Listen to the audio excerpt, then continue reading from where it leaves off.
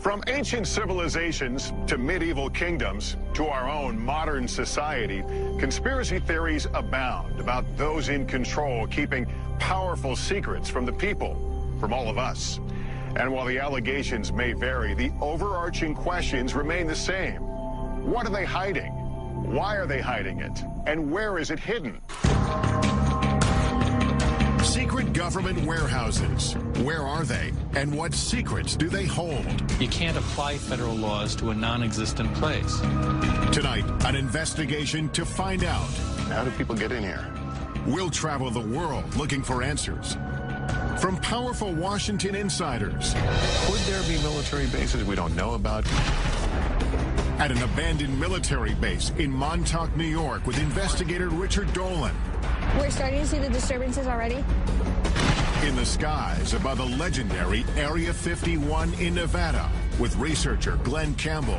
Helicopter 9660 Hotel, you familiar with that restricted airspace 3 miles to your west? All the way across the ocean to perhaps the biggest repository of history on Earth, the Vatican. Can we go into the actual archive now? Our investigation will reveal shocking revelations about secret government experiments on U.S. citizens. We were making human guinea pigs out of civilians. Cover-ups about the existence of UFOs. I couldn't tell them what I was done because it was top secret. Potential evidence from a secret base that may provide proof the government has been hiding the truth about extraterrestrial life for decades. It's certainly not human. It's so unusual. It's like nothing I've ever seen before. We'll speak to informants who divulge details about what's hidden and where. There's thousands and thousands of underground tunnels. And for the first time on network TV, bring you footage purportedly smuggled out of Area 51 of an extraterrestrial. Travel with us on a global expedition to find the truth about secret government warehouses.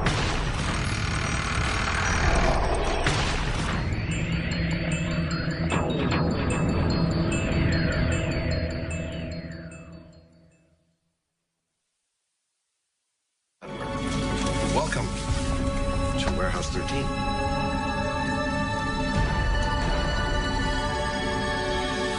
The secret government warehouse. It's a concept portrayed in pop culture that has intrigued audiences around the world for generations. What is this place? Officially, K39ZZZ on the North American grid. But I like to think of it as America's attic. In the sci-fi series Warehouse 13, 2 Secret Service agents are sent to a classified location in the middle of the desert. There, they are told they must protect a mysterious government facility full of historical artifacts that have potentially catastrophic paranormal powers. What you're supposed to do is hunt down whatever is threatening to ruin the world's day, neutralize it, and bring it here. You're gonna snag it, and bag it, and tag it. It may seem like a far-fetched idea, but we know there are locations around the world where governments are hiding things. On military bases, in government archives, in underground bunkers. Many of them pertain to national security. But are there other deep secrets inside these restricted areas? What are they doing in Fort Knox or in Area 51? What are they doing in the Vatican that I can't go in and see? The mere fact of refusing to let people in makes the people on the outside question, why are they being shut out and what is actually happening in that secret area or secret meeting? Are there facilities we don't even know about, hiding things we should know about? Some say yes. I believe that there are large numbers of underground facilities throughout this world, a large number of Warehouse 13 type facilities. Everything's in its little compartment, buried away very, very secretly, whether it deals with mind control or UFOs or maybe secret biological weapons or what have you. Secrecy is the norm, not the exception. To answer these questions, we began our investigation in Washington, D.C. We've come to talk with John Podesta, former chief of staff to President Clinton and a longtime advocate for government transparency, to get an inside perspective on just how extensive government secrecy may be. Has the government, in your knowledge, ever gone too far in keeping something secret? I mean, of course the government can go too far and keep it secret, and those habits kind of die hard. We just need to be observant to ensure that the public gets the maximum information that we can provide it. Is there a sense sometimes that the American public can't handle this information? People who are classifying information think the American public can't really handle it or don't need to know it. But I think over the long term, that's really dangerous. I think the American public can handle the truth. But how much don't we know as a society?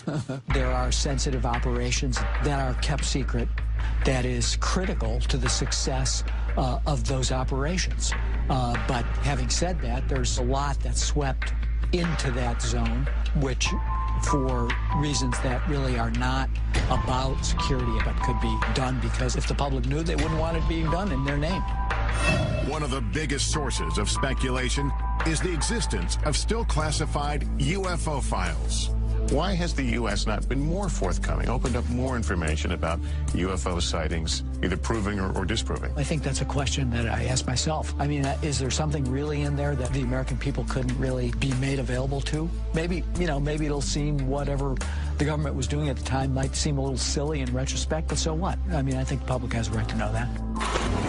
While the U.S. government still keeps UFO documents stashed away at a government facility somewhere, other countries are finally coming clean. In 2008, the UK declassified its UFO records. And for the first time, witnesses, including members of the U.S. military, have been able to publicly come forward with their stories. I couldn't tell them what I had done because it was top secret. Milton Torres is a retired U.S. fighter pilot. In 1957, while stationed in the UK, a strange assignment came over his radio. They had informed me that this was going to be an active firing mission. Then they said, this is an unidentified flying object. We want you to shoot this thing down. When Torres reached the designated coordinates, a giant object appeared on his radar screen. It was doing maneuvers that I couldn't follow. It would stop and then take off, right angles. I got in, well, within 20 seconds to go, when all of a sudden it just disappeared. I mean, it took off something like 10 times the speed of sound. This is faster than anything we have on the drawing board. I was afraid for my life. Torres returned to base and was ordered to never reveal what he saw in the air. They said that this mission has been declared top secret. You're not to discuss this with anyone, not your wife, not your commander, not anyone. If you violate top secret instructions, you can go to jail. To this day, Torres does not know what it was he saw on his radar screen, but he has his suspicions. I don't think we're alone. And whoever built that machine knew a hell of a lot more than I did. Could stories like Torres's still be under lock and key within the U.S. government's UFO files? Even some politicians believe the answer is yes. Former Arizona Governor Fife Symington, who witnessed the unexplained Phoenix lights, believes it was a UFO and that it was covered up by the U.S. government. I witnessed a massive delta-shaped craft that silently navigated over North Phoenix. We want the United States government to stop perpetuating the myth that all UFOs can be explained away in down-to-earth and conventional terms. And Ohio Congressman Dennis Kucinich says he witnessed a UFO as well. Congressman Kucinich, did you see a UFO? I did. It was unidentified flying object, okay? It's like, it's unidentified. I saw something. Does the government know something about alien technology that it isn't telling us? I am convinced that our government has physical evidence, has answers, has information pertaining to the actual existence of UFOs. Many believe if there is evidence of UFOs, it is held deep underground here at the remote Air Force Base in Nevada, commonly known as Area 51. The heavily guarded base is so shrouded in security and mystery, it wasn't even acknowledged by the government until 1994. Even today, it is hard to sort out who officially oversees it. We filed a written request for access, but weeks went by with no reply, so we decided to call. We put in an official request to film at the government facility at Groom Lake, also known as Area 51. I do think that there is some merit to be able to get onto a base such as yours and see what actually is there and what kind of programs taxpayer dollars are paying for. Thank you so much. Bye-bye. You said that you would be willing to look at our request. While we wait for a reply, we focus on another location steeped in lore. Camp Hero State Park in Montauk, New York. Author and investigator Richard Dolan heads there to look into claims of covert mind control, time travel, and teleportation experiments conducted by the government in underground facilities. I want to find some kind of evidence to show that there may have been substantial underground activity around here.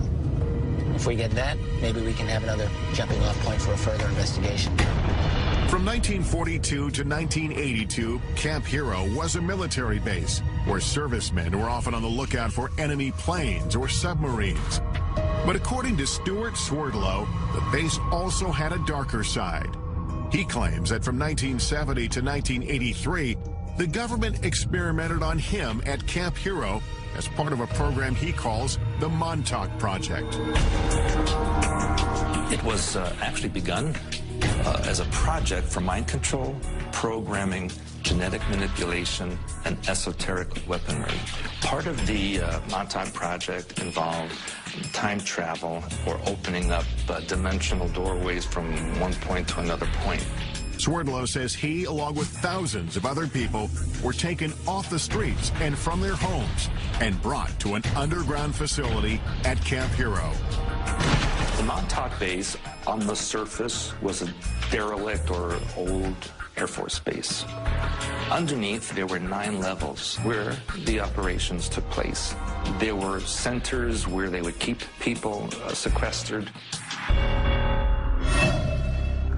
It may sound far-fetched, but the U.S. government conducting secret experiments on Americans without their permission is not. It has hidden programs from its citizens in the past and stashed away or destroyed the evidence. Like the medical research done for 40 years on poor black men in Tuskegee, Alabama. They were secretly mistreated for syphilis by the government in an effort to see how they would react. It's only one of the insidious programs uncovered over time. At the height of the Cold War, we now know that the United States military was using the American people as guinea pigs, basically releasing radiation into populated areas to see how fast radiation would spread. The military was experimenting on people without their permission, injecting people with plutonium, which is, of course, one of the most toxic chemicals known to science. They even gassed the New York subway system. But perhaps the most shocking programs involve mind control experiments carried out from the 1950s to the 1970s. The most infamous among them was MK Ultra. MK Ultra was a top secret project to see whether or not mind control was a possibility. The military and the CIA began to look into the possibility of LSD, mind-altering hallucinogenic drugs that could brainwash people. Well, the consequences of this, of course, are enormous because this was uncharted territory. People went crazy. We were destroying people's minds. Retired Army officer Michael Bailey says he was one of the military's test subjects. They said the tests were safe. There was nothing to be scared of. Bailey was stationed at the Edgewood Arsenal military base in Maryland in the mid-1970s after volunteering for what he thought was a program to test uniforms and equipment. They explained that we were going to be testing equipment of the battlefields of the future, and it sounded exciting. But in fact, Bailey says he and hundreds of other soldiers were injected with LSD and other harmful drugs or exposed to dangerous gases to see how they would behave. we obtained this once restricted training video shot by the military, which shows some of the effects of the experiments conducted on their own men stationed at Edgewood. 6.5 hours after exposure time, the confused volunteer needed help as he attempted to traverse part of an obstacle course. At this point, hallucinations and other mental disturbances were evident. Looking back, Bailey believes his government betrayed him. You trusted the government, you trusted the Army. It was a bunch of lies. There was a lot of harm done at Edgewood Arsenal. More than 100 of these mind control experiments were conducted at military bases, in hospitals, and at leading universities like Princeton and Harvard. But these programs had some disastrous consequences. There were a number of suicides, a number of unsuccessful suicides. One man who had been dosed with LSD actually tried to commit suicide on his front lawn in front of his children and was in a what's commonly called a flashback state. The truth behind MK Ultra was only revealed in the mid-1970s. All the classified documents were ordered to be destroyed by the head of the CIA. But about 10 boxes of financial records were overlooked, and a small portion of the dark truth was uncovered. The thing about MK Ultra we have to remember is that we have very little information about the specifics of the programs, and that is because most of those records were destroyed. Without comprehensive records about who exactly was involved, some speculate that MK Ultra victims may have changed the course of history. The assassin of Robert F. Kennedy, Sirhan Sirhan, has been speculated for a long time to have been a mind control victim. At Harvard, it's interesting to note, one of the students involved in the experiments there was the Unabomber. If experiments like MK Ultra took place without public knowledge, is it possible the Montauk Project is another example of a government program that to this day remains classified? We only learned about MK Ultra by accident. It could so easily be the case that had all those records been properly destroyed, to this day, all MK Ultra would be rumor. When I think about that in connection with something like Montauk, it makes me think that it's just possible that the Montauk Project remains rumor because simply the guys running the security did a better job than they did with MK Ultra. Could the U.S. government have been conducting experiments inside secret underground bunkers at this retired military base? That's what Richard Dolan is hoping to find out. If the claims about the Montauk Project are true, that'll change everything about what we think we know about this world. And I have to say, if you're going to have a secret program, then Montauk is a great place to have it in a lot of ways. It's very remote. I think that it's possible that there has been some strange activity going on under there. Since the base is now a state park, we asked park officials for permission to access any underground areas. But they said they are not aware of any tunnel system in Camp Hero. Dolan has heard otherwise. I'm told that there are interesting structures in this area. Tunnels I've read about. I want to see something. And what he finds may change what we think about the Montauk Project. What the hell is this? Wait, what is this? Ahead, I'll join Dolan at Montauk, where we'll use cutting-edge technology to look below the ground. There is something here that could be an underground structure. Later, I'll examine potential evidence that could prove the U.S. military has been covering up the existence of extraterrestrial life for years. Could this be the smoking gun that we're all looking for? But first, I'm heading to Rome, Italy, to try to get past the Vatican gates and into one of the most mysterious repositories in the world. The Vatican Secret Archives.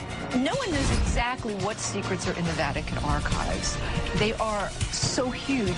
All this when Inside Secret Government Warehouses continues.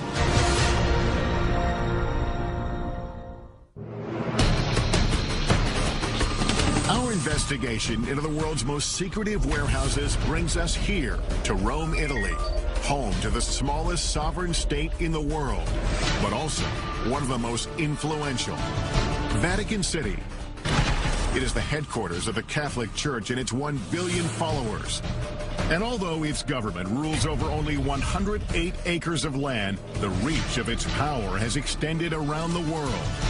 The Vatican is an intriguing place because it's the oldest continuously existing organization on the face of the earth. You can trace it back 2,000 years. The Vatican's role in shaping history is well documented, and some of it, like its support of the arts, is proudly on display here. It's one of, if not the greatest, repositories of art, history, tradition, theology, and written material in the world. It is a treasure trove. Behind me are the hallowed halls of Vatican City, and somewhere deep inside, the Vatican's secret archives. 52 miles of shelves holding thousands of documents. It is perhaps the richest repository of history in the world, and yet it is off limits to almost everyone. For years, scholars and citizens alike have wondered what's hidden inside. Is the Vatican guarding powerful secrets? No one knows exactly what secrets are in the Vatican archives. They are so huge, and scholars are rather limited in what they're allowed to look at. I don't know that we'll ever know everything that they have there. The secrecy and lack of access have stoked the interest of academics, writers, and even Hollywood. In the novel and later movie The Da Vinci Code, it is speculated that the church might be hiding the truth about the bloodline of Jesus Christ. While in the movie Angels and Demons, an ancient document stored inside the archives holds the key to preventing a secret society called the Illuminati from exacting revenge on the Vatican. This way, please. The archives in the movie is a vast, highly secure, state-of-the-art facility filled with millions of documents. The chambers are hermetic vaults. Oxygen is kept at lowest possible levels. There's a partial vacuum inside. Could the real Vatican secret archives be a facility like this one? And could there be documents inside pertaining to explosive subject matter the church may want hidden? Like prophecies about the apocalypse, evidence of a supposed bloodline of Christ, exorcisms, or secret societies. Information that might alter our understanding not just of the church, but of history. Recent discoveries tell us yes. Vatican archivist Barbara Frale found a document buried inside that is key to understanding the Pope's role in the execution of the legendary Knights Templar. Many people believe that Pope Clement V led the investigation into the Templar Knights and disavowed them and led to their downfall. You have found a document. What does that document tell us about the story? In 2001, we found in the Vatican's secret archive an original parchment belonging to Pope Clement V, who asked for a secret hearing for the masters of the Templar Order, absolving them, as he was convinced they weren't heretics.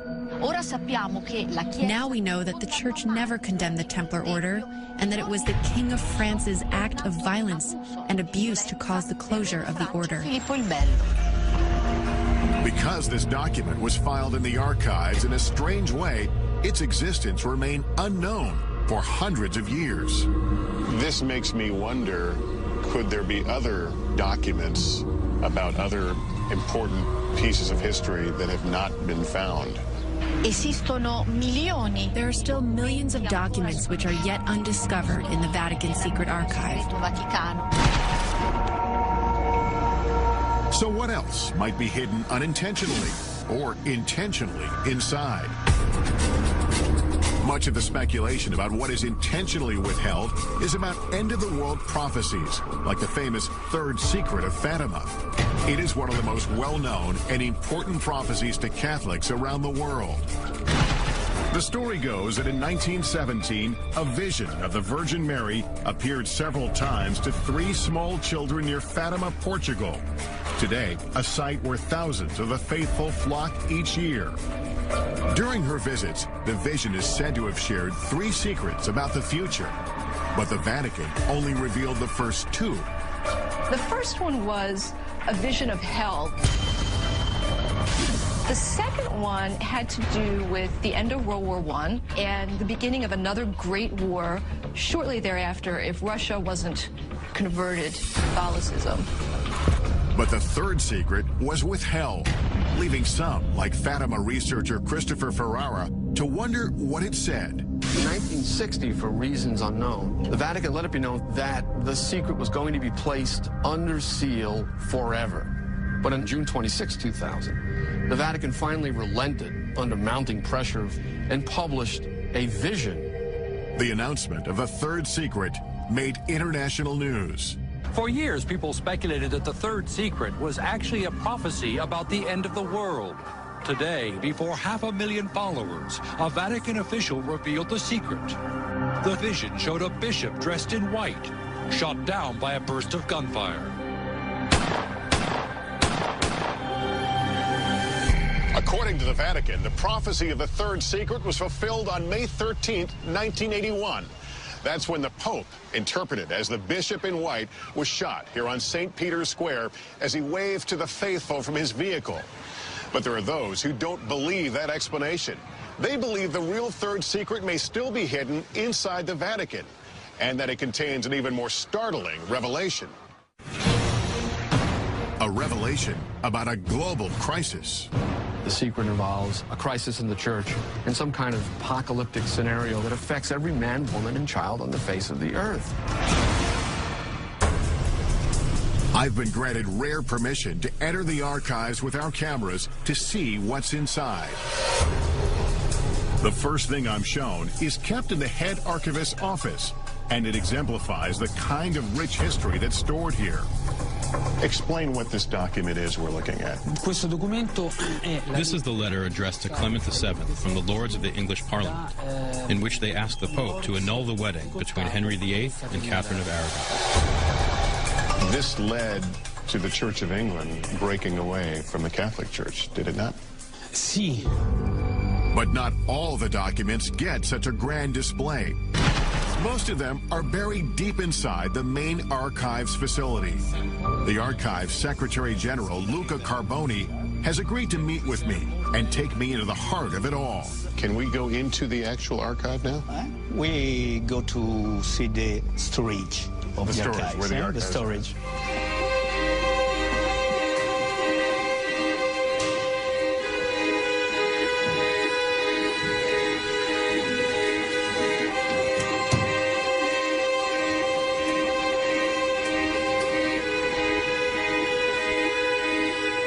We arrive at the main facility, and I'm instantly overwhelmed by the massive number of files that are before us. We are standing amid the history of the Catholic Church, but this is also an important part of the history of the world, isn't it?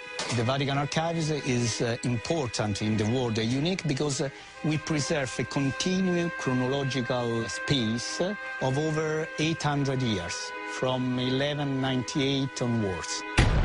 Documents as varied as records of medieval families to letters from the brilliant astronomer Galileo, who had famous battles with church leaders of his time, live on these shelves. So you have a correspondence from Galileo? We have a simple letter to a cardinal from Galileo. So that's Galileo's signature?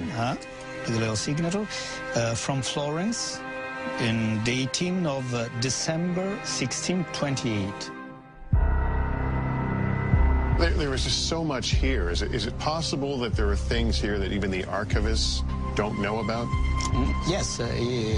Each day we discover something new or something interesting. When you use the term secret here... Okay. Secret means private. Secret, in this case, doesn't mean things that no one can see. No. Only private. Private, but off limits to all but about 1,000 researchers handpicked by the Vatican each year. It's not hard to imagine how documents can get buried in this vast warehouse, either accidentally or on purpose.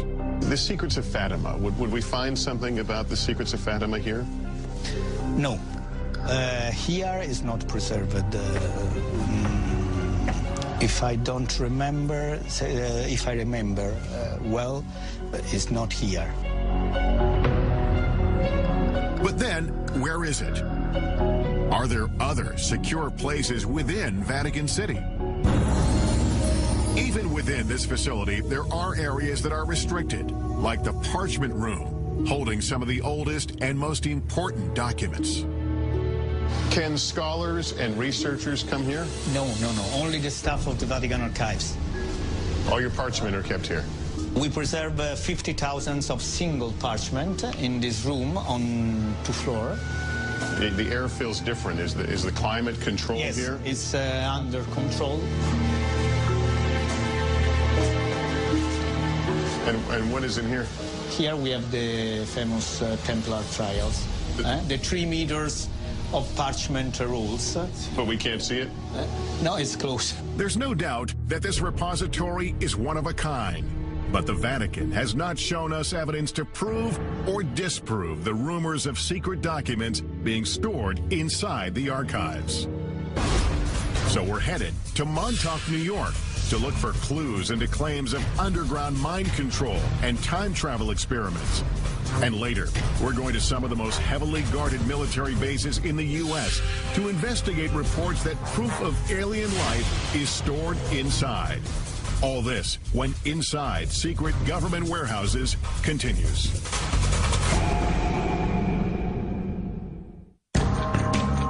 We're on a quest to uncover the world's most elusive government warehouses and the secrets that may be buried inside.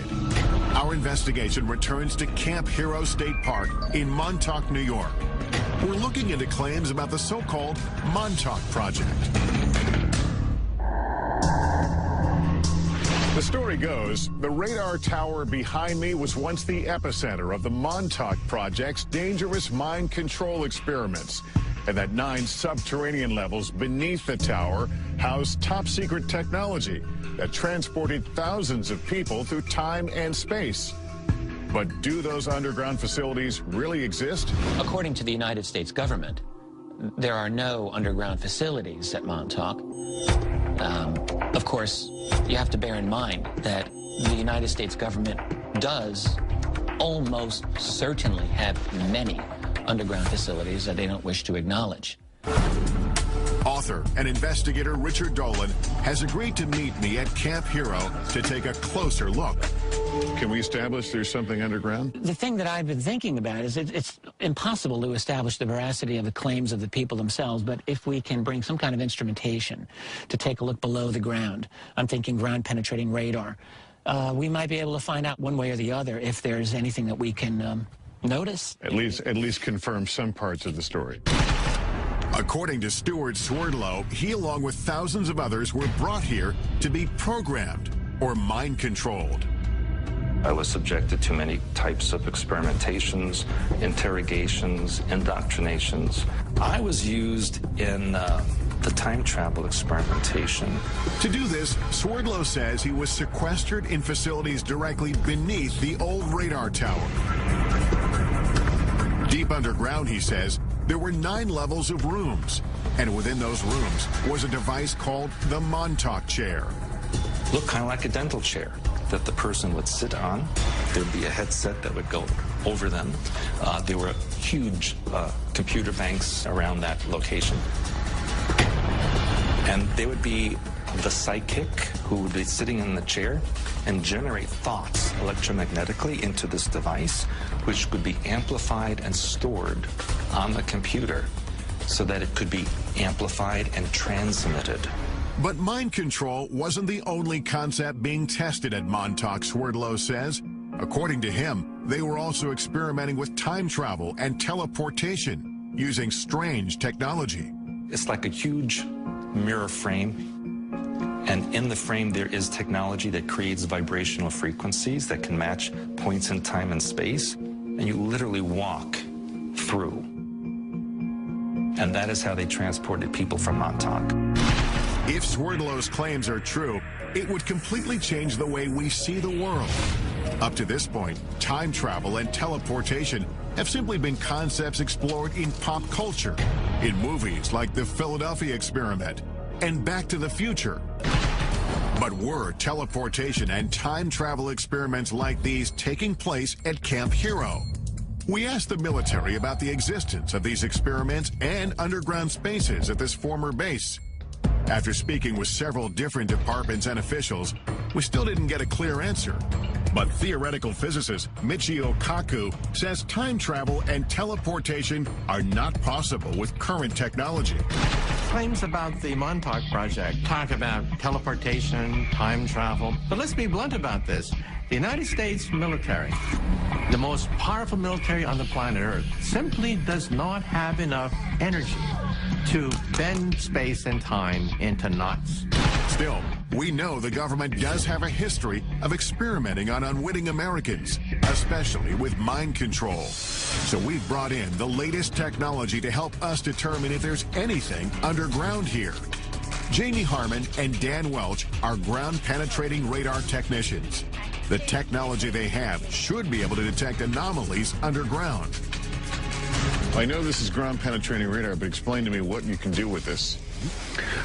This orange box here, this is the radar pulses going down into the ground. When they meet something with a different material property, like stone or something metal, we'll get a reflection, which will bounce back to the surface. So if you see a man-made tunnel or something, it would show up pretty clearly on that? Mm-hmm. You know, it takes a little interpretation, but it will show up on the screen. Today, the area around the radar tower is completely off-limits, fenced off with warning signs. The park says it's because of concerns about falling debris, but Swerdlow says otherwise. The reason there's a fence around the radar tower is because underneath there is the main part of the Montauk base. They don't want people going in there. The entrance is sealed. But the park has granted us rare access to the restricted area surrounding the radar tower, with a stern warning not to get too close to the rusting satellite dish. It's pretty strong reflection. Our time here is limited, so we decide to split into two teams. Dolan goes to do a quick pass with his Geiger counter to see if there are any anomalies around the radar tower. It's basically reading at just under 10, which is very low. When he finds nothing strange, he goes to search for potential entrances into any underground spaces. Meanwhile, our ground-penetrating radar team gets to work surveying the area beneath the tower. Turn ourselves around here. And right off the bat, we start to get some strange readings. So, yeah, we're starting to see the disturbances already. This is the very beginning of what we were expecting to see for the anomaly. So we know it starts here. Yep, and it's pretty strong. And we're looking at about 10 feet in depth. This being the surface here, so it's a very distinct start to it. Yeah. Mm-hmm. In the meantime, Dolan is canvassing some of the surrounding wooded parts of the park. According to Swerdlow, there's an entire network of underground tunnels throughout the area. On the old base, you do see manhole covers or just even entrances that are covered by metal plates. Allegedly, some of them, they say, are for sewer systems or rainwater draining and that kind of thing. But those were once escape hatches for the underground area. This is one of the many manholes that's said to be in this area. There's some water. There's a water pipe here. A ladder going down. It looks like it's been backfilled. All right, I'm going to regret this, I'm sure. I want to see how deep this is. I don't know if they could have been designed as a water drainage. Maybe there's a lot of water usage at that facility. Why do you need a ladder going into a water drainage hole? Dolan finds several of these uncovered manholes, but they lead no further than 7 feet down. So he returns to check on me and the GPR team, and we are getting compelling readings. We did a number of passes right around this area here, and down about 10 feet or so, it looks like we're getting the surface of something interesting. But you're also seeing it's rather flat. Mm-hmm. It does have a nice flat surface to it. So, you know, given this area here, the topography of this hill, how it slopes down, if something was flat, it might be more evidence that it could be, more man-made. In other words, it appeared that it could be a roof of something that even went below. Sure, could be the top of a, top of an underground chamber. It's the most compelling evidence. Well, it's about par for the Montauk mystery because it gives us a little bit of something, but not enough to really say yes. But here's the deal. It's about 10 feet below us, and if there are 9 levels, apparently we would only see the top level. That's correct, yeah. So there's no way of knowing what would be beyond that. What the GPR technology has uncovered may be just a first step to determining if there's anything underground. But without the park's permission to start drilling, there's no way to be certain. But that doesn't mean our investigation ends here. We still have one more place to look for proof of underground facilities in the area. The tunnel systems that exist under the town of Montauk and Montauk Manor still exist. These locations have tunnel systems that go towards the Montauk base. We've come to the Montauk Manor, an old hotel built in 1927, to see if we can find these supposed underground tunnels and whether they lead to Camp Hero 5 miles away. So what is this place? These are the access tunnels, like the foundation of the Montauk Manor, and building 27. And the tunnels go for quite a ways. Jimmy Hackett works at the manor and has been exploring these tunnels for decades. Have you gone through the whole route? I've gone through a big portion of it, but there's still some unexplored sections back there that I haven't been through. Have you ever explored Camp Hero? Yeah, I did. Actually, when we were younger, we played up there while it was actually a working Air Force base. We found, I don't know what you call them, but they were tunnel-like. We'd climb down metal rebar ladders into these square tunnels. Are those the manholes that we're talking about? These are different? Yeah. These are cement square with metal lids. And those are now sealed over? Yes. Yeah, I've heard they were filled with cement. But there are tunnels under Camp Hero? Yes. We start to make our way through these tunnels. They quickly get lower, narrower, and harder to navigate, with no end in sight. No, we can get through here. We can get through. Watch our heads. Yeah. A lot of cobwebs down here. A lot of cobwebs, it just keeps going. Turns around to the right. Oh, great. This could go on forever. Okay. Come on up here and take a look at this. We finally get to a point where it is no longer possible for 2 people to keep moving forward. He's gone ahead a little bit to see exactly how far it really goes. I can't believe it goes this far. Neither of us can figure out why you would have a crawl space of this length under this building. Richard, can you hear me? My way back here. I couldn't find the end of it. I'm here. It's very, very long. And one end is a dead end, but then it branches off and it goes into several different directions. I could imagine people getting temporarily lost down there anyway. I think as far as either of us goes right now? I think so, yeah. These seemingly never-ending tunnels add another dimension to the Montauk mystery and keep the story alive. We may never know the truth about the Montauk Project or about what may have taken place here at Camp Hero. What we do know, of course, is that military bases here in the U.S. and around the world are ideal places to hide classified projects. And that's exactly where we're headed next, to 2 of the most secretive, heavily guarded military bases in the country. Our first stop is Wright-Patterson Air Force Base in Ohio. Could the potential evidence we uncover there prove once and for all the base has been engaged in a cover-up of alien life? He says, forget you ever seen this, forget you ever worked on it, don't talk about it. And later, we'll head for the skies in an effort to get the closest look possible at Area 51, where alien technology and life is said to be stashed away. All this when Inside Secret Government Warehouses continues.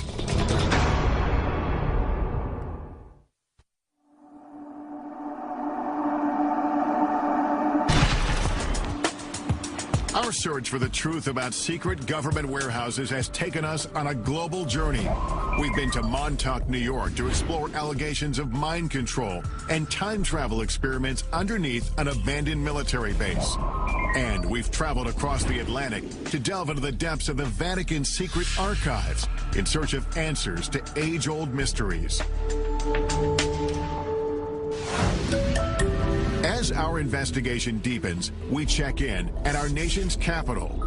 where we are still looking for answers and access. We made that request via fax 4 weeks ago, and we haven't heard anything back. We would love an opportunity to go to the facility and tour it. For weeks, we've been calling the Air Force requesting permission to get inside Wright-Patterson Air Force Base in Ohio, and what may be the most secure military base in the United States, the legendary Area 51. Oh, you've never allowed visitors out there? After phone calls to multiple government agencies, we finally reach an Air Force representative who agrees to review our request one more time. Thank you so much. I would appreciate that. The Pentagon's reluctance to let us into these military bases only fuels our curiosity. Could they be hiding more than military secrets inside? And are there other bases, or even warehouses like the one depicted in the sci-fi series Warehouse 13 that we don't even know about? And that is exactly what we do here. Take the unexplained, and we just safely tuck it away in this supersized Pandora's box. Washington insider John Podesta says the idea of a central warehouse is a myth. There's, of course, not one single place that the classified information is distributed across the country and across the globe. Could there be military bases we don't know about? Could there be places underground? Well, if we don't know about it, how do we know? Officials at Wright-Patterson Air Force Base decline our request for an interview. But we are able to speak with Congressman Michael Turner, who represents the Dayton, Ohio district where the base is located. Wright-Patterson Air Force Base is known as the largest Air Force base in the world. It has over 20,000 people who work inside the fence, largely in research and development. It has been involved in every plane for the military, starting with the Wright brothers plane, going straight through to stealth. Turner acknowledges Wright-Pat's classified research has inspired theories about extraterrestrial technology stored on base. Whenever you have a base, it's 8,000 acres and only 10 planes. There's a lot of research and development that's going on, and there's a lot of speculation. Speculation fueled in part by Wright-Pat's role in the infamous Roswell incident of 1947. The government has issued at least 4 different official explanations about what actually crashed in the New Mexico desert. And while theories may vary, certain facts are indisputable. A declassified FBI memo dated July 8, 1947, indicates the wreckage purporting to be a flying disc was secretly flown 1,500 miles to Wright Field by special plane for examination. After the Roswell incident, Wright-Pat became home to Project Blue Book, an official government investigation into UFOs. Well, I think people who were interested in UFOs certainly looked to the Air Force to have some kind of greater knowledge about what had occurred than merely those who had witnessed them and what their beliefs might have been. The Air Force investigated more than 12,600 UFO sightings. 700 of them remained unexplained when the government terminated the project in 1969. UFO author Donald Schmidt says Blue Book was flawed from the start. The true hardcore cases were going upstairs, we're going above Blue Book to something that we'll never know about. Retired Air Force Captain Robert Collins spent 22 years in the military, 6 of them at Wright-Pat. I had a top secret SCI, or Special Compartmented Information Clearance. Honorably discharged in 1988, Collins says he has come forward because he wants the military to stop covering up the secret UFO research he believes it has been conducting at Wright-Pat for decades. It deals with all the black programs that the Air Force has, including all the classified, super secret reverse engineering programs for UFOs. There are witnesses who support Collins's claim and say they had access to extraterrestrial evidence on the base. According to one account, officials at Wright-Pat revealed the Roswell wreckage to an elite group of men from the prestigious Air War College who were sent there on assignment. Among them was a lieutenant colonel named Marion Magruder. He said they were trying to determine whether they were going to make public something that had recently happened.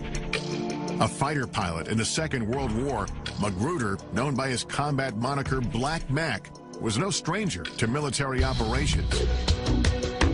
But this mission was unlike any other. It was so highly classified, he only revealed it to his family 50 years later, when he was dying. He said, I want to tell you that we're not alone. Magruder spoke vividly of a shocking encounter with an extraterrestrial being. He had quite a bit of empathy for him, and he said he was more humanoid than alien, but he had a much larger head, larger eyes, long, slender arms, thin little legs. He appeared to my father to be very sad. Magruder struggled silently with what he saw until the last days of his life. My father said we killed him because of the experiments and stuff. That had an incredible impact upon him. And it may be that his memories weren't all that haunted him. There would be some people come to visit him to discuss that situation with him. Whoever it was, and I never knew who it was very interested in making sure that secret was kept. The Air Force referred us to its 1985 fact sheet that addresses persistent UFO rumors. It says there are not now, nor ever have been, any extraterrestrial visitors or equipment on Wright-Patterson Air Force Base. Yet, over the years, questions have grown, suspicions sparked by testimony from former employees, including Robert Collins, who says underground facilities are strategically hidden throughout the base. Never find it unless you knew where to look. Coming up, reports of a complex labyrinth deep underneath Wright-Pat. And physical evidence allegedly from the base that may prove a government cover-up of alien life. I'm too old to worry about my reputation. And later, travel with us to the Nevada desert for an unprecedented investigation into Area 51. If the public ever really knew what happened at Area 51, they'd want to burn the place down. All this and more when Inside Secret Government Warehouses continues.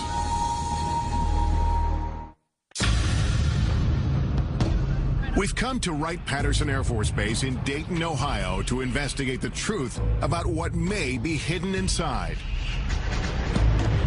Is this base ground zero in a government conspiracy to cover up evidence of alien life? Many UFO researchers believe so. They have the proof. They have the physical evidence. To this day, everything still points to Wright-Patterson Air Force Base. According to retired Air Force Captain Robert Collins, the next building is 620. These civil engineering drawings show entrances to a massive complex of tunnels and vaults located under the base, which leads to a set of stairs. Combining data from 25 years of research with information leaked to him by unnamed sources, Collins describes what he believes he's under the surface. All these tunnels and vaults are completely independent of anything else in the Wright-Patterson Air Force Base. 60 feet down below ground. And then there's a limestone rock bed, which is anywhere from 10 to 15 feet thick. So you may be as far down as 70 feet.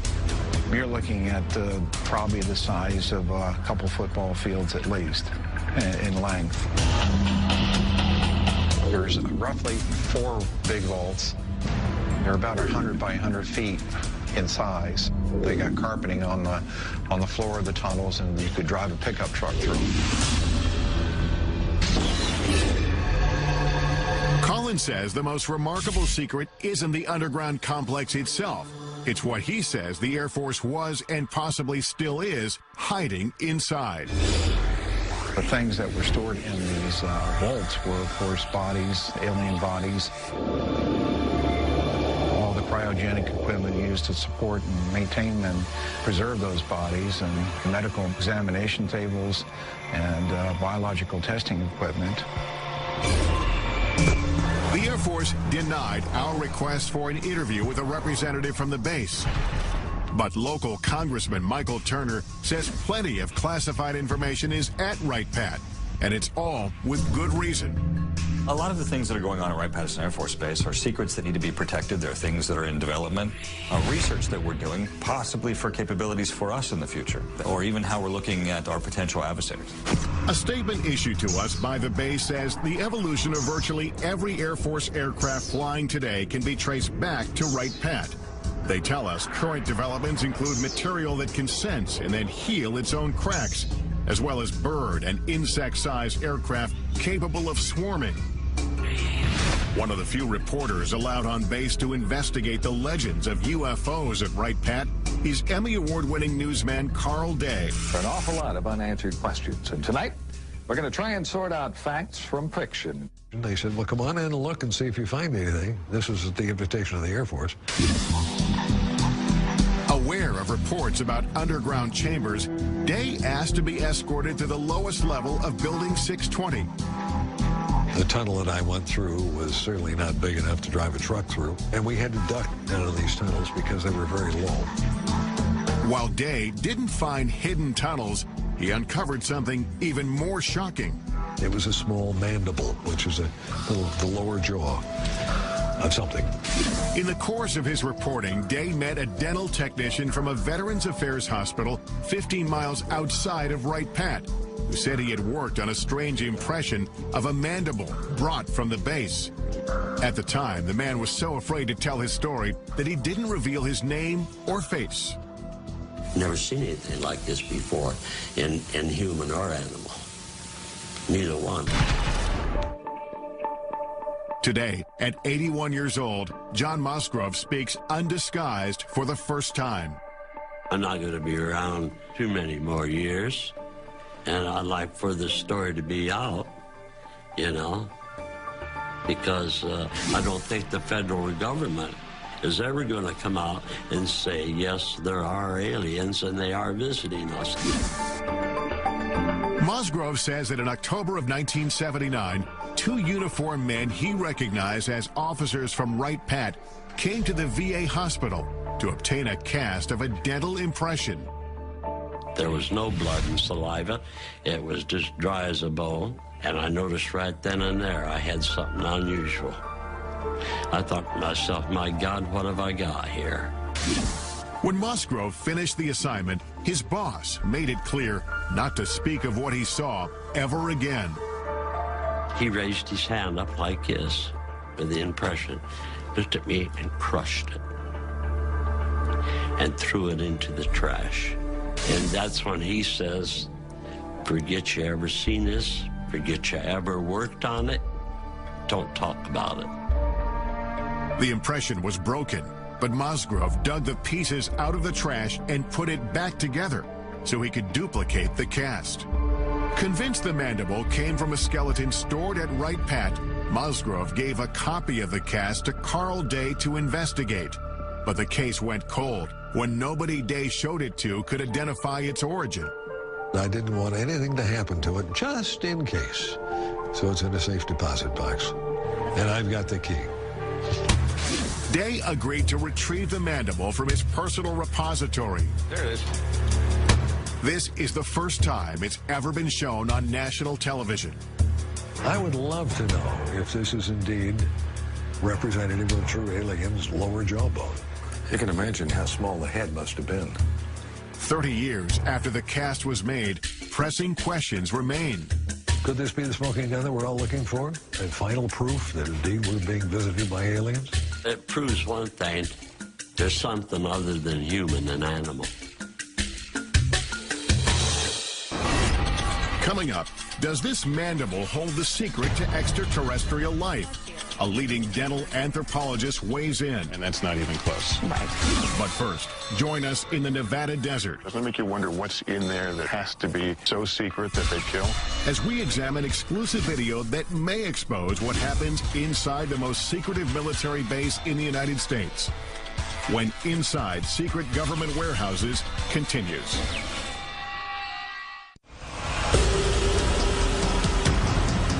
Our global journey leads us to one of the most mysterious military facilities on Earth.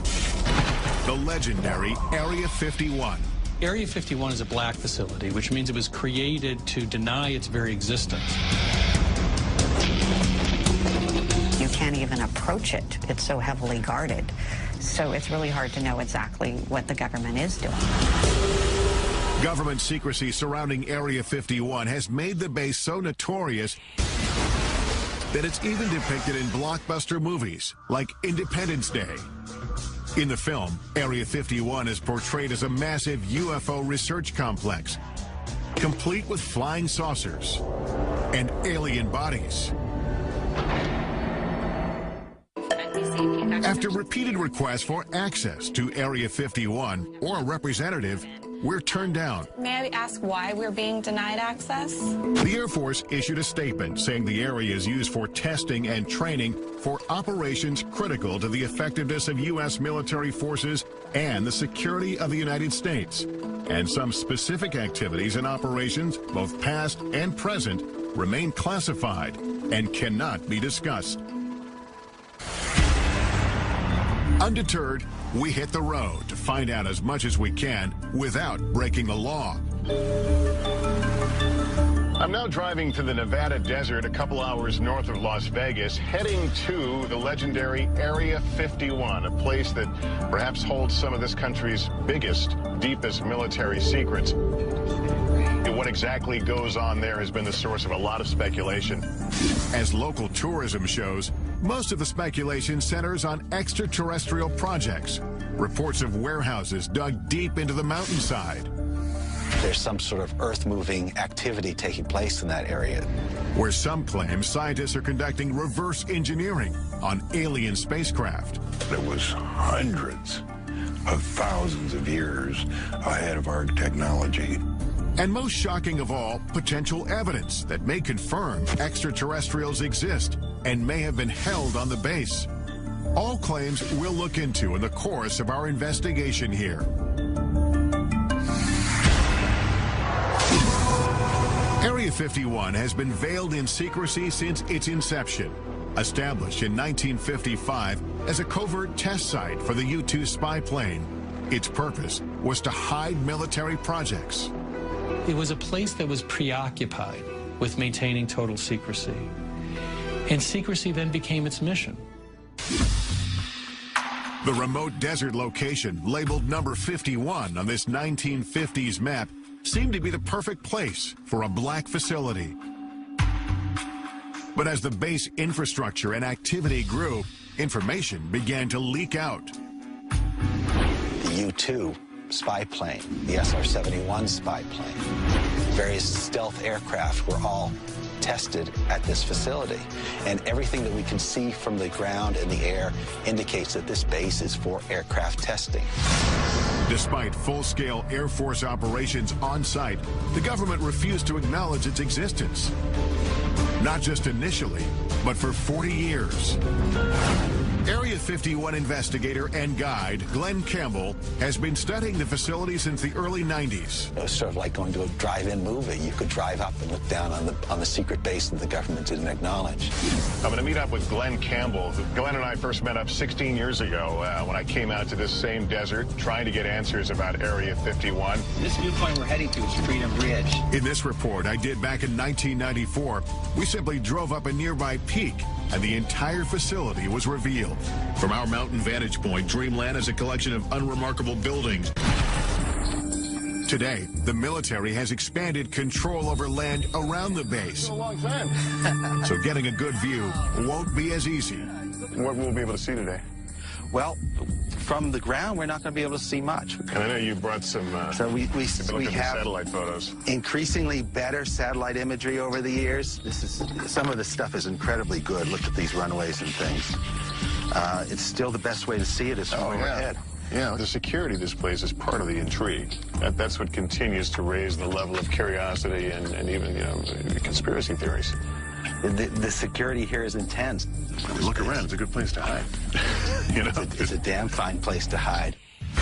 Area 51 first gained public attention in the late 80s with an explosive claim made by a physicist named Bob Lazar. He said he'd been working on a top-secret project to reverse engineer alien spacecraft at a classified location near the base. He says, no, John, he said, I was in it, I touched it, it's real, it's ET, it's nothing that we could have produced. Bob Lazar declined our request to be interviewed for this program, but referred us to his good friend John Lear, a retired pilot who flew missions for the CIA. I was the guy that exposed Area 51. Lear says he pushed Lazar to do a television interview revealing the government cover-up of alien technology. He said, yeah, just as long as I do it in shadow. The interview took place at Lear's home, and he captured the setup in this exclusive video. Taking pictures, that's Bob. That's his wife. In the interview, Lazar claims to have worked on flying saucers in a secret facility called S4. So covert, it's camouflaged by a mountain south of Area 51. John Lear describes S4 as Lazar explained it to him. S4 is an underground base. It just looks like a slope of a mountain, but actually they're hangar doors, and they slide up. So it looks like just part of the mountain is sliding up. And it would lead into a laboratory, and there was a set of hangars there. 9 hangars all together, and there was a flying saucer in each different one of them, and they were all different. Right, straight down the road.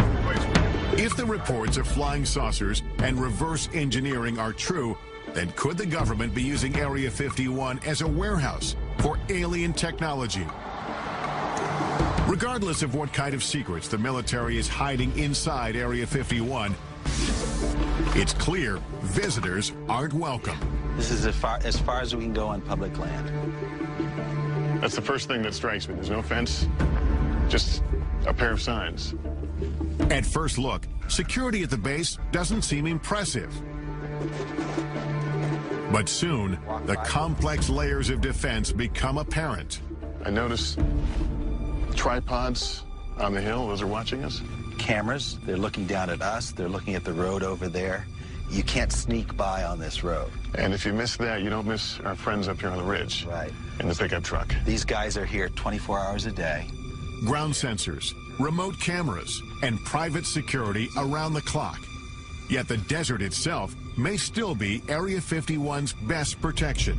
You know, when we came here, I expected to see a 15-foot barbed wire fence. There's no fence, just a series of these orange posts. These posts are the only marker that you're required to have in Nevada to mark a boundary line.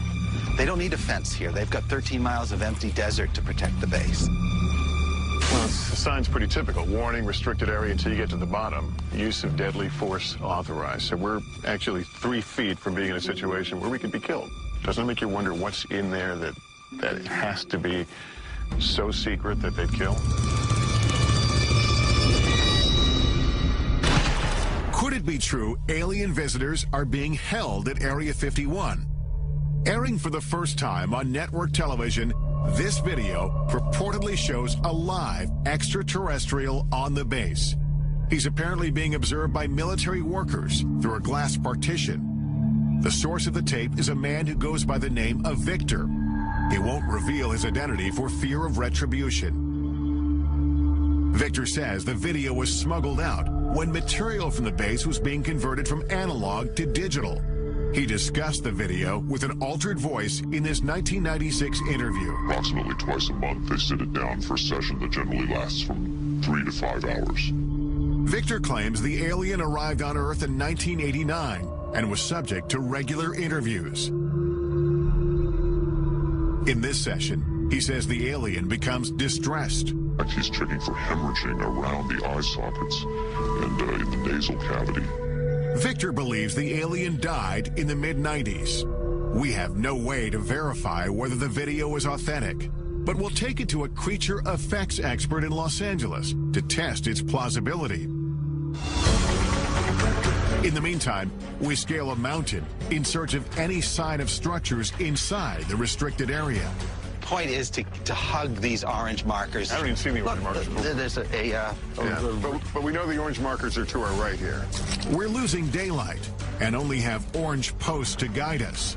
One wrong step into the invisible border means we could be arrested. I see a structure off in the distance. What are we looking at there? That's the actual guardhouse. That's the actual gate within the Nellis Range. So if you were to keep driving on the road past those signs and you got to that guardhouse, you'd be arrested immediately. We continue to climb upwards until we can't go any farther. Well, this is as high as we can get. It looks like we're at the end of our journey because I see your, what do you call them, camo guys? Yeah, the camo dudes. Are here, and some orange markers here. This is as far as we can go? This is where the border changes. I think our only option is to get in the air during daylight, and you know, maybe I'll be able to get a glimpse and you know, get some idea of what's in Area 51. But we're going to need daylight and a chopper. Coming up, join us in the skies above the Nevada desert as we take you as close as you can get to the most infamous military base in the country.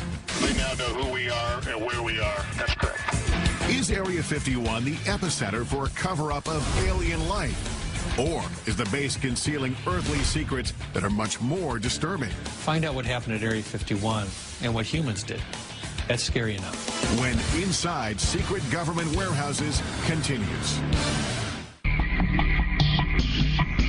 The only people who know what happens inside Area 51 are the employees, and their identities, even down to the cleaning staff, are kept secret. That white bus with the darkened windows, we're told, ferries local workers from around Area 51 who come here to work each day.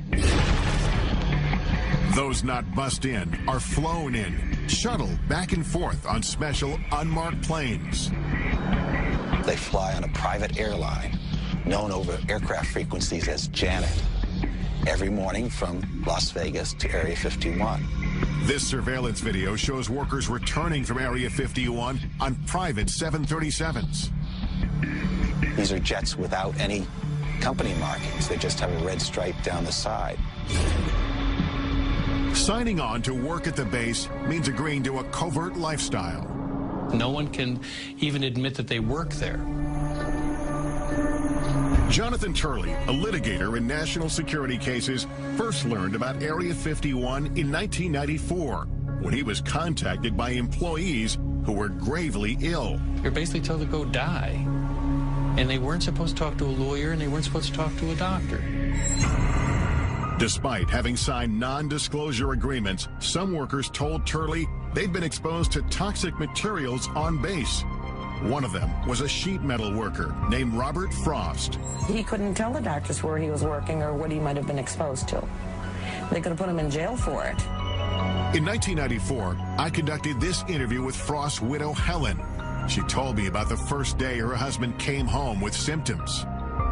He walked in a door, and he was screaming. I looked at him, his face was bright red, and all the skin was peeling off of his face. Turley filed a lawsuit accusing the military of poisoning Area 51 workers through blatant negligence by recklessly disposing of hazardous waste. They dug a football field-sized trench, and they would fill it every week with all types of hazardous and toxic wastes.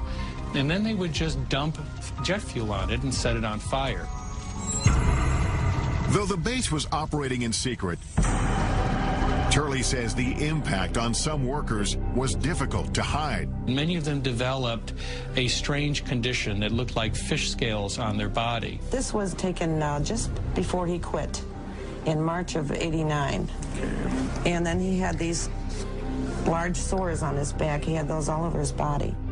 Turley's clients wanted to know what they were exposed to, but suing for information was a Kafkaesque task. At the time, the government denied Area 51 even existed.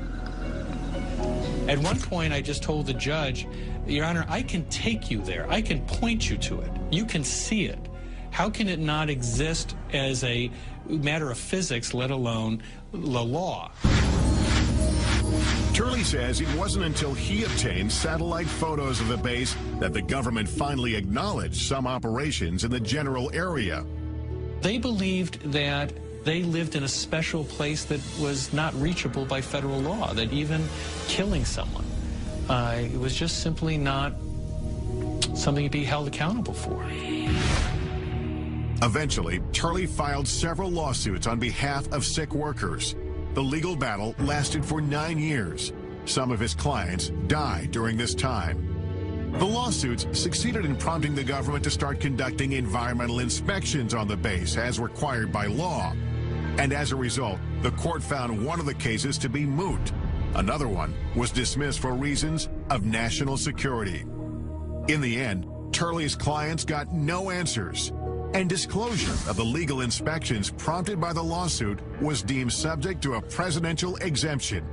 This means they can be kept from the public, and they have been to this day.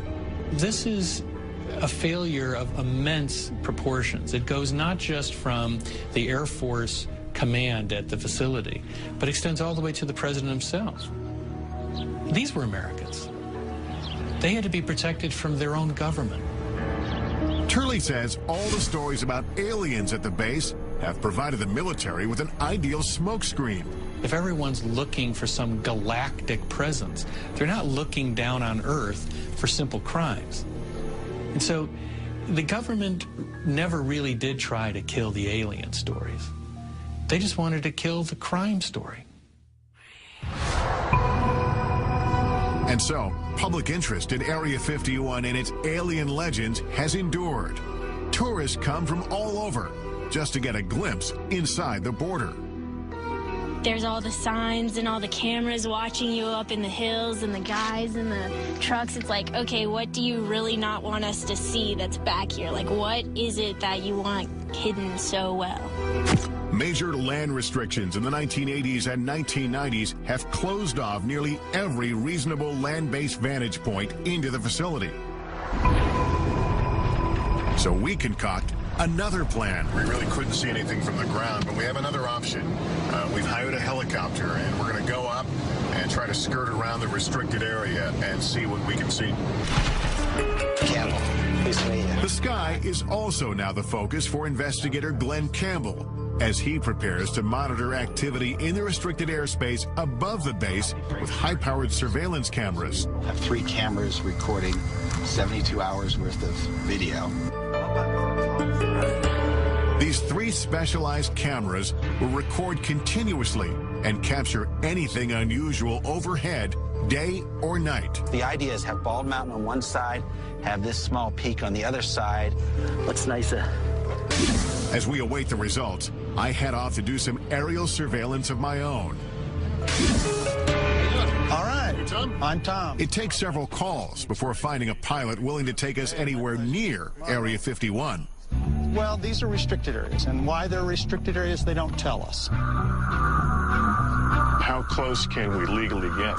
Well, it's recommended that you don't get closer than about 2 miles to the border. Are we going to tell them what we're doing? No, we're not going to tell them. We're just going to tell them we're going to be doing some flying, looking the area over if they ask. Let's do it. All right. Okay, here we go. Squad 4373 and ident. 4373 with an ident for 9660 Hotel. They now know who we are and where we are. That's correct. During our ascent, we overhear communications between air traffic controllers and the unmarked government commuter jets. Janet 267, Nellis control radar contact, maintain 15,000. That airplane he's talking to is one of the Janet airplanes, like an aerial bus service. Once we've flown over the highest mountain, Area 51 creeps into view. I can actually see it from here. We're probably about 10 miles from the border. But just as soon as the base is within sight, a warning comes over the radio. Helicopter 9660 Hotel, you familiar with that restricted airspace 3 miles to your west? 960 Hotel, affirmative. I'll be turning now. I won't get any closer than 2 miles to the restricted airspace. Copy that. It's clear that again, like on the ground, we're being observed. We are as close as we will be allowed to go to Area 51. This place is so restrictive that we legally can't even point our cameras in the direction of the base. We're at a little over 8,500 feet. It's a beautiful, clear day. This is absolutely the best view that anyone will be able to get of Area 51 from outside the restricted zone. I'm going to be able to tell you what I see as I look out There are two what must be very, very large buildings, aluminum roofs. They shine very brightly. I can only surmise that they are hangars of some sorts. There are a number of lower-lying buildings. All of it seems to be along the edge of a dry lake bed. There is what appears to be a very long runway. Our investigation has revealed as much visible evidence of the base as legally possible from the ground and from the air. I'm guessing they're a little more comfortable when we're leaving this area. More than likely. And if we've learned anything, it's that the government is intent on keeping what's hidden inside this legendary military base a secret.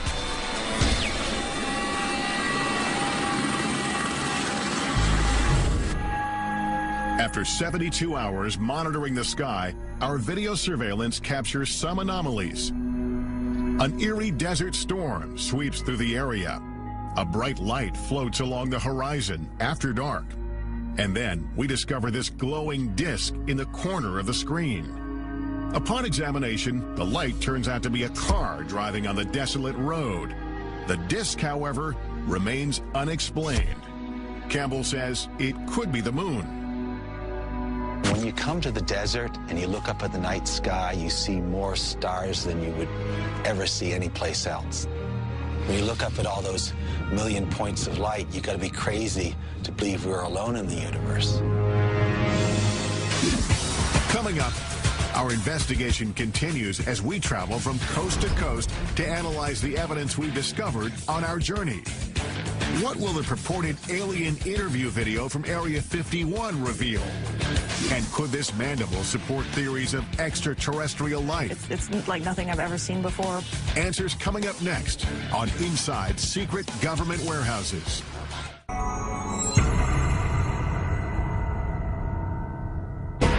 Our investigation into secret government warehouses culminates with analysis of the potential smoking guns we've uncovered. Does this video of an alleged alien interview at Area 51 reveal the truth about life beyond Earth? And could this mandible prove alien remains have been hidden on bases like Wright Pat for decades? We'll explore all the possibilities with top experts, starting with one of the most sought-after creature effects artists in Hollywood. I'm looking for that one piece of footage that is undeniable, that I can't look at or other people can't analyze to death. Kevin Yeager designs creatures, aliens, and humans for a living, most notably Chucky from Child's Play and A Nightmare on Elm Street's Freddy Krueger. Yeager agrees to analyze the video using 25 years of experience in puppeteering and film. The first thing that I saw, was an alien thing. It actually looked like it was alive. If you look closely, you can see there's a small little mouth. It kind of looks like it's, pursing and moving like a natural mouth would. It's got big doughy eyes. It's got a big head, and it moves in a pathetic way, and you want to take care of it, and suddenly your heart is involved. Just as Yeager starts to identify with the alien, he spots questionable movement. There's some quick, jarring movements that every now and then see this little jerk bobblehead that happens here. Right there, it's kind of a jerk bob, and the shoulders move as well. A telltale sign, he says, that the alien is a puppet. It's the head movement that tips Yeager off, and he uses this animatronic doll to explain. Now, if you go slowly, like it was first moving very slowly, you can kind of take all the bobbles out. But then once he began to get kind of tired or go into his sick state, he began to wiggle and jiggle like this, and then that's what it kind of gives it away. But when dealing with a life form we know nothing about, Yeager admits anything is possible. Maybe the atmosphere here is different and the pressure, and they can't handle it, and the gravity is too hard on them, so they do bobble. Still, Yeager says it looks like the setup is hiding something. The darkness of the videotape, the fact that the alien is sort of back behind a desk, I believe that is to obscure a possible puppeteer behind there. Yeager thinks the alien and the video are a hoax, but he says it wasn't a bad try. There's certain organic elements to it, and I can totally see why people would think this is real. Hoaxes do nothing but undermine efforts to get to the truth. With that in mind, we head to New York City to visit NYU dental anthropologist Shara Bailey.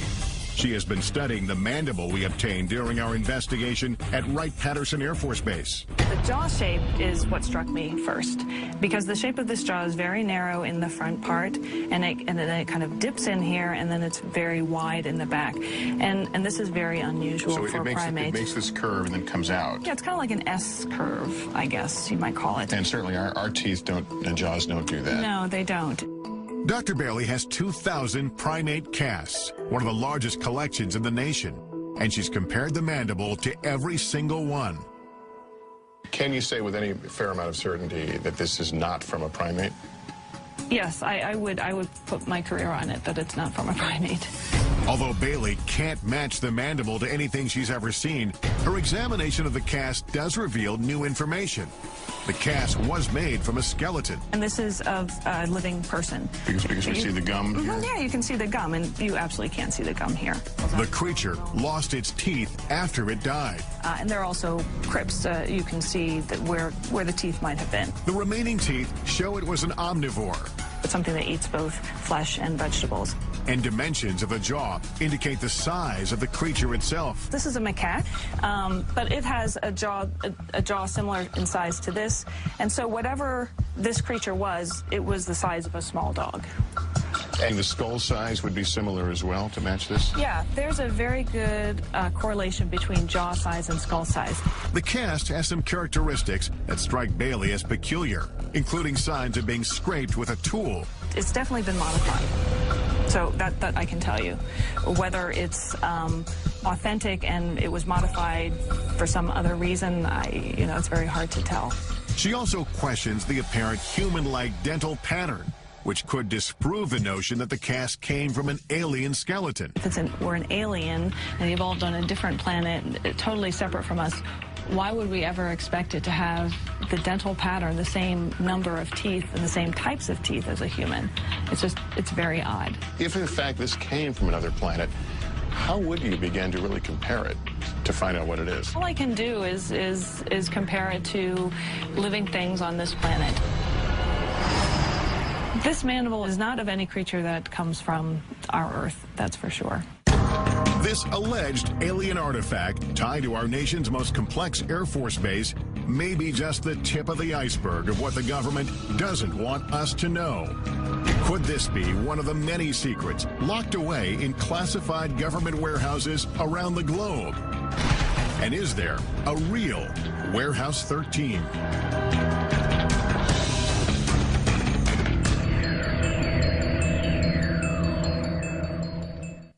In the end, we can't say for certain what's below ground or hidden behind closed doors. What we do know is that there will always be information those in power don't want us to know about. And as a society, we have the right and the responsibility to keep asking, to keep pushing, to discover what they don't want us to know and why. I'm Lester Holt. Thank you for watching.